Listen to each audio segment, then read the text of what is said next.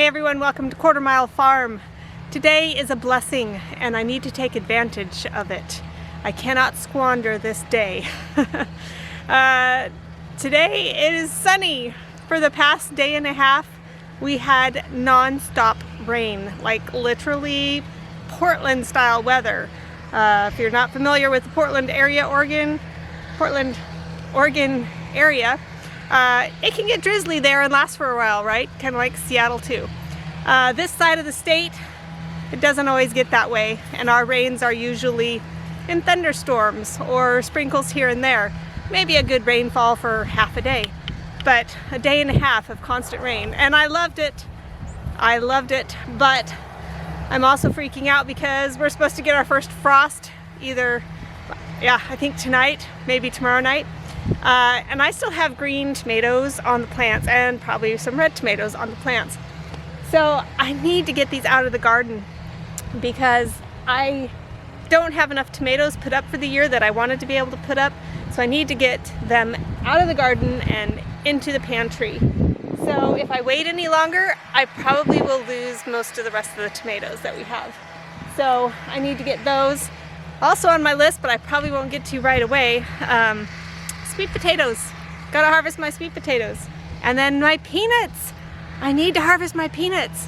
So I don't know if I'll get to those today, but I really need to because we're supposed to get rain for like the next 6 days. So I gotta take advantage of the sunny weather while we have it and just harvest all day today as much as I can.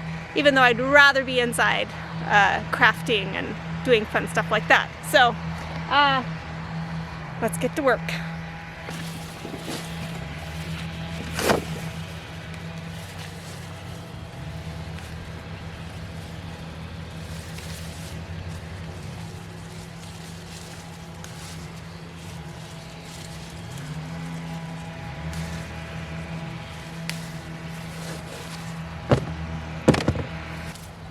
So I'm gonna try harvesting mostly the bigger tomatoes and the tomatoes that are changing colors already.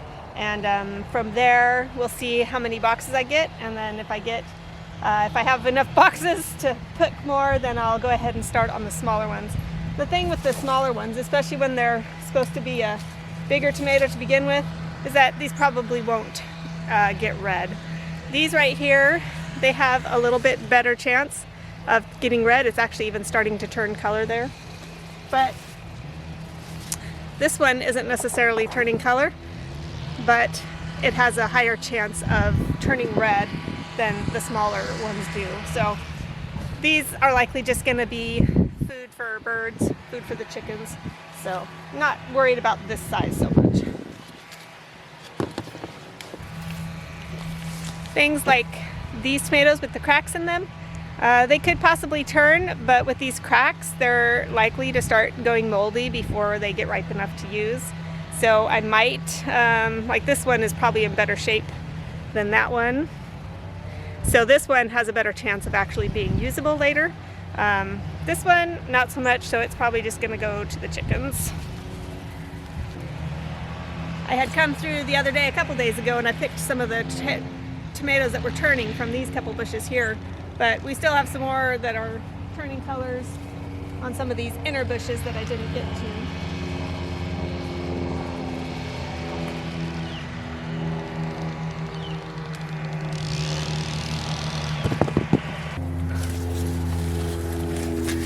See, all of these are just really quite small to pick. That one might be usable. Up here's a nice big one, look at that. And only a few small cracks right at the base. That's good.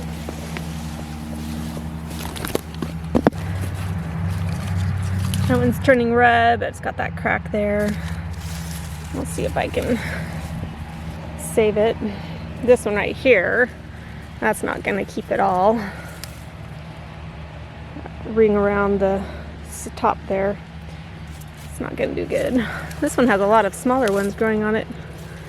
Must have been one of the volunteer plants from last year that I planted here.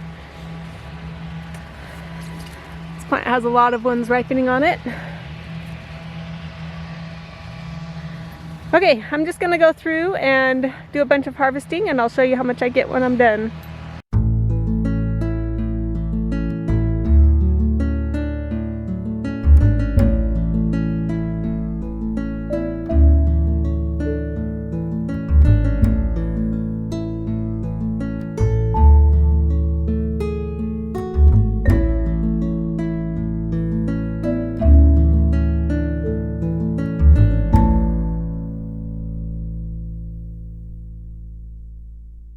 Okay, well, I showed you the boxes that I picked over in that tomato patch over there. That was mostly supposed to have been the slicing tomatoes, the millionaire one. $1 million, no, I can't even think of what it's called now. The $1 million tomato, whatever that's called. You know, you've been seeing my videos if you've been following along so far. It'll come to me. Anyway, and then there was some black vernissage. So I got, and then actually some of the Brad's Atomic Grape videos. Sure, I can remember that name, but I can't remember the name of the other one. Oh, wow. So anyway, I got 3 apple boxes. That's this size. 3 of these boxes full of the bigger tomatoes, and then one of those flats full of the black vernissage. So now I'm here in the Oxheart paste tomato patch. We also have some more black vernissage here. So 2 or 3 more plants of those, so I'll be getting more of those. So let's take a look and see how much we get from this patch with the Oxheart tomatoes. And you can see here, I love these. I'm definitely growing these next year. Huge, and you know, when I sliced them up or diced them up to make canned tomatoes out of them, it was so easy because you put them in the pan, the hot water to blanch them to get the skin off, and then you core them, and then it's like 1.5 tomatoes filled up a quart jar.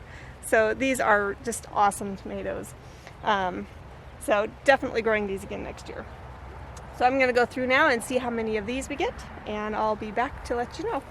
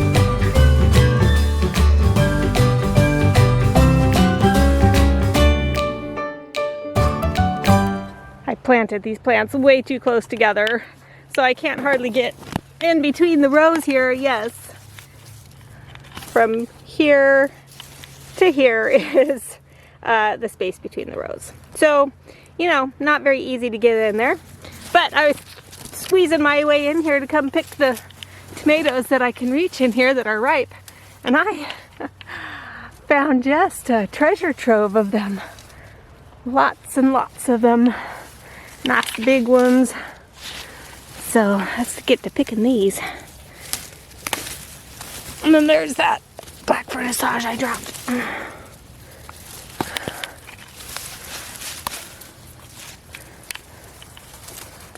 These things are so big. Oh, that's heavy. Okay, squeeze in here some more.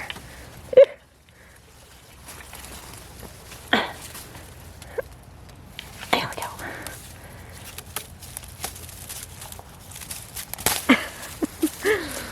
I almost need clippers to come in and prune the stems. Ooh, look up here.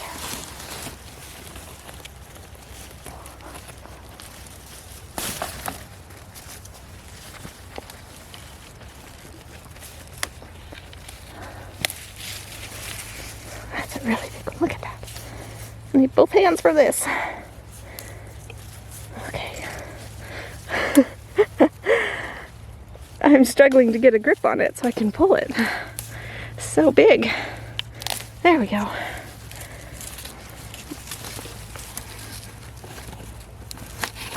Oh. And then I see a green one up here. There we go. Let's get this green one here. And then right up above. Oops. Oh dear. That one was attached to each other. And half of it fell off. Bummer. Okay. There's some more down here, although it's on the other side of the wire cage.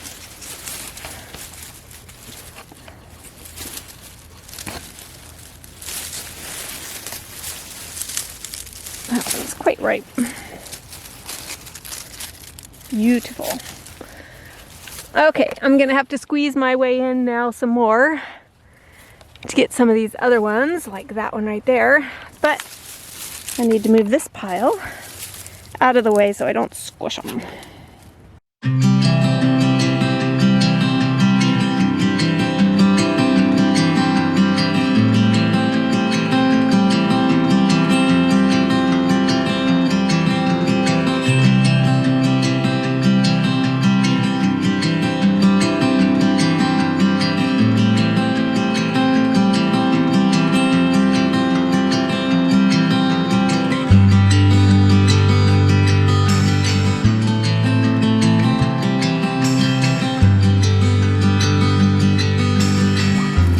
Mortgage lifter. That's the name of the tomato over there. I don't know why I always forget these names. They're not that hard. Brad's atomic grade. Mortgage lifter. Ox heart. It's not that hard.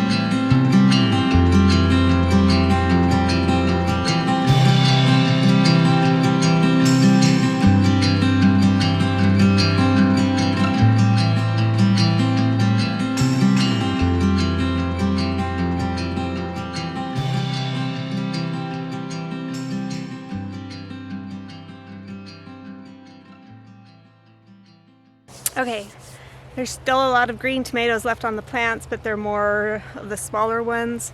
If I get another day or more time, where the frost hasn't hit yet, or the tomatoes are still okay even if the frost has come, maybe I can come get more. But right now I have a lot to deal with. A lot of green tomatoes, a lot of red tomatoes, a lot of halfway red tomatoes.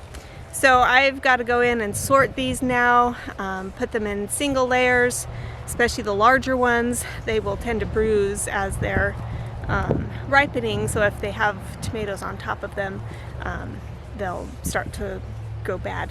So I have to sort them, lay them out. I'll probably put a lot in the garage to ripen up over time, and hopefully we'll be getting, I was gonna say we'll be getting tomatoes into November, but it is November. So I can't believe we haven't had a frost date yet. This is crazy to go all the way into November and not have any frost yet.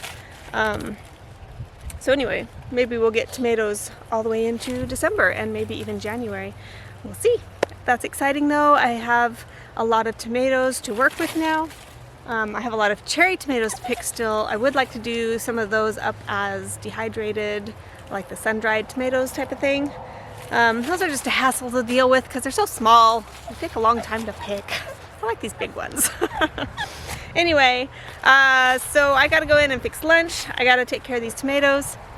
And you can see behind me there's some dark clouds rolling in, so we may be getting some rain this afternoon, which would put a damper on my plans for digging up the peanuts. And well, the sweet potatoes can wait a little bit longer. Technically, they can go through a light frost before I need to do them. They're in raised beds, so I probably should get to them sooner or later, but for now, we have the tomatoes, so got to deal with those first. Anyway, thank you for joining us here at Quarter Mile Farm. We will see you next time. Bye. Okay, one more quick thing. Been wanting to tell you about these here. This is just outside the goat pen where we had the goats, and then the lavender Orpingtons are right there. So, you know, we gave them food scraps and everything. Well, we ended up getting some tomatoes coming up from seed, and they actually had some ripen. So, thought that was kind of cool. They just started growing. I probably saw them in like August. So, just some random tomato plants growing up, and per usual with me, I like to let these random volunteer plants grow, and you know, I didn't know if we'd get anything from them, but well, fun little tomatoes for snacking on. So there was a plant right here and then a plant back there growing right next to the lavender Orpingtons. So just kind of fun, wanted to share that with you. We'll see you next time. Bye.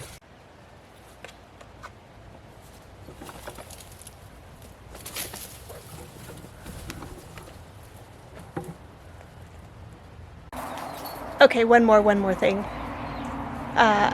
I was, you know, out here by the chicken coop, and Inky over here was calling for me. He wants food or attention or something. And so then I saw one of the other visitors down here, and I wanted to show you this little fella. Pretty sure it's a boy. He just started showing up, and usually I chase stray cats away. But there's just something about this little fella. He's got a sweet little meow, and he's getting along with the dogs. Well, apparently not Inky. Inky, be nice. Nice. Yeah. Be nice. Anyway, so I've taken to feeding him along with the other cats, and I call him George. I don't know why, but a lot of times when I see an animal, name just pops to mind. And so this is George. Hi, George. He's still leery about being petted, but he's getting friendlier, and he even shows up at our back door now, meowing his sweet little meow. Yeah. Hi, George. Aww. Yeah. You're so precious, aren't you?